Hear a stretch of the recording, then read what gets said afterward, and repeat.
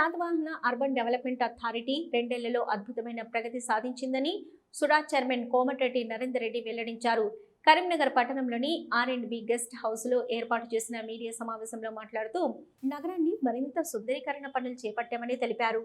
గతంలో సుడాకు సొంత స్థలం కూడా లేదని, కానీ ప్రభుత్వం 800 గజాలలో 5 కోట్ల రూపాయలతో కమర్షియల్ బిల్డింగ్ నిర్మిస్తున్నామని తెలిపారు.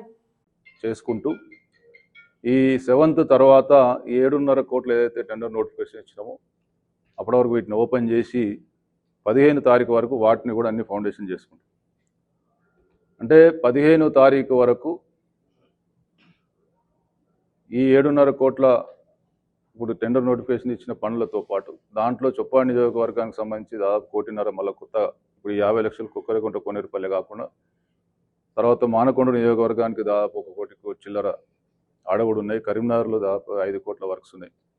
వీటన్నిటిని కూడా 15 తారీఖు వరకు ఫౌండేషన్ చేసుకొని 15వ తారీఖు నాడు నివేదిక సుడా 2 ఏళ్ల ప్రగతికి సంబంధించినటువంటి నివేదిక రిలీజ్ చేస్తాం. దాంట్లో ఈ 2 ఏళ్లలో ఏమేం చేసినాం అవన్నిటిని కూడా ఫొటోస్తో పాటు అవన్నిటిని కూడా డిస్ప్లే చేసి ఆ నివేదిక రిలీజ్ చేయడం జరుగుతుంది. ఈ విధంగా ఈ 15 రోజులు పక్షోత్సవాలు జరుపుకుంటూ మరి ఇనాగ్రేషన్లు ఫౌండేషన్స్ అన్నీ కూడా వేసుకుంటూ మా ముఖ్యమైనటువంటి ప్రధాన మా నాయకులందరినీ కూడా ఆహ్వానించి పెద్ద ఎత్తున ఒక పండుగ వాతావరణంలో ఈ 2 ఏళ్ల ప్రగతిని మరి పండుగ వాతావరణంలో జరుపుకుంటామని చెప్పి ఈ సందర్భంగా తెలియజేస్తూ ఈ 2 ఏళ్లలో కళ్ళ ముందు అనేక ఇంటర్నల్ రోడ్లకు సంబంధించి కానీ, డ్రైన్లకు సంబంధించి కానీ, బ్యూటిఫికేషన్ సంబంధించి కానీ, లైట్లకు సంబంధించి కానీ అనేక అభివృద్ధి పనులు కళ్ళ ముందు కనిపిస్తూ ఉన్నాయి. కాబట్టి రాబోయే రోజుల్లో ఇంకా ఇదే స్ఫూర్తి ముందుకెళ్ళి ఆ సుడా బిల్డింగ్ను పూర్తి స్థాయిలో కంప్లీట్ చేసుకొని ఇంకా